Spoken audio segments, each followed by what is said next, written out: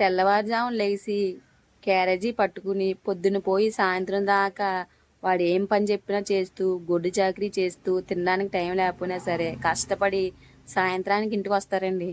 ఇంక ఇంట్లో ఆడవాళ్ళు ఉంటారు చూసారా, కొంచెం లేట్ అయిందంటే చాలు, అయ్యో ఎందుకు లేట్ అయిందని అడగరు. ఎందుకు లేటుగా వచ్చావు, ఇప్పుడు దాకా ఎక్కడ తిరిగావు, తాగొచ్చావా, నీ ఫ్రెండ్స్తో తిరుగుతున్నావా, లేకపోతే దేనితోనే తిరుగుతున్నావా అనేసి అరిచేస్తూ అతని మీద పడిపోతూ ఉంటారు. పొద్దునుంచి పని చేసి ఉంటాడేమో, చిరాకు వచ్చేస్తుంది కదా, ఎందుకు అలా అరుతున్నావు, ఎందుకు నన్ను అలా రెచ్చగొడేస్తున్నావు అని నాలుగు కేకలేసి వంట ఎక్కిన తర్వాత ఒక దెబ్బ వేసారంటే, అయ్యి బాబు నన్ను కొట్టేసాడు బాబు నా మొగుడు, నన్ను కొట్టేసాడు, నన్ను బాగా చూసుకోవట్లేదు, నన్ను అర్థం చేసుకోవట్లేదు అనేసి ఊరి మీదకి వెళ్ళిపోయి నా మొగుడు నన్ను కొడేస్తున్నాడు తిట్టేస్తున్నాడు అని చెప్పడం మొదలు పెడతారు. మనం చేసి తప్పు చెప్పుకోరు, వాళ్ళు చేసిన తప్పుడు మాత్రం చెప్తారు. భర్తను అర్థం చేసుకోండి. కష్టపడి వచ్చిన భర్తని రాగానే కాసిన మంచినిచ్చి స్నానానికి నీళ్ళు పెట్టి తీరుబడిగా కూర్చోబెట్టి అన్నం